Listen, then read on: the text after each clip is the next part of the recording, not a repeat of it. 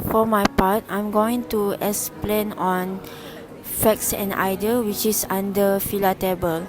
So actually for facts, we get from the statement given. Here we have 3 lists of facts. So for the first one is 1/5 of fresh graduates remain unemployed 6 months after graduation. The next one is, do we need to revamp higher education system? 3. Tough competition arise among students. So for the next one is ideas. Here we have 4 lists of ideas. So the first one is lack of soft skill and entrepreneurship skill. Second one is companies looking for only certain sector. Number of job seekers exceed the number of vacant jobs. And the last one is mismatch of skill for the vacant jobs. For the learning issues are obtained from the problems which our major concern is the unemployment rate in Malaysia is too high. Thus, we will find out the equation for unemployment rate and try to decrease it by involving the relationship between GDP, gross domestic product, and the unemployment rate itself. Occam's first difference method were used to test the relative sensitivity of output to the unemployment rate. For the action, we have selected journal and website as our reference.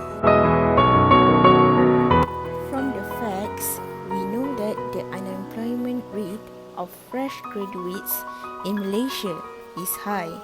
So we have to figure out something that can affect the unemployment rate, which we found out the effective factor is the GDP growth rate. Based on learning issue number 2, we need to find the relationship between the unemployment rate and the GDP.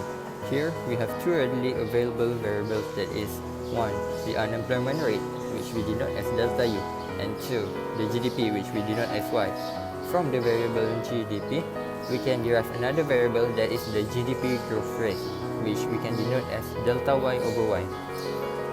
Unemployment rate and GDP is values that we can search and are available to us through the data in statistical form, while the GDP growth rate is something that we need to find out. Here, Occam's law comes in. Occam's law can be described as empirical observation between unemployment rate and losses in country's production. By using Occam's law, we can make use of these variables to find out the growth rate in relation to unemployment rate. The equation is written as growth rate equals to negative b times to the unemployment rate plus a plus epsilon. This equation is similar to that of y equal to mx plus c, in which the GDP growth rate is y, the negative b is m, and the unemployment rate is x, and the constant is a plus epsilon. Epsilon is referred as the analysis error in this case. The negative b indicates that the relationship between the unemployment rate and the growth rate is that of negative. Example for the solution to determine the GDP growth rate for full employment level in Malaysia, we use Occam's law equation.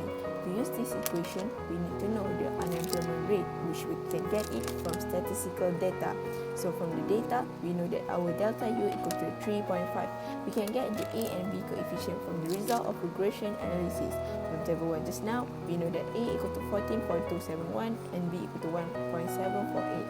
For epsilon, we assume that there is no error, which means epsilon equal to 0. Then we can substitute all the value into the equation and we will get the answer is 8.152. That's full employment level in Malaysia we achieve if the economic growth is at 8.15% per annum.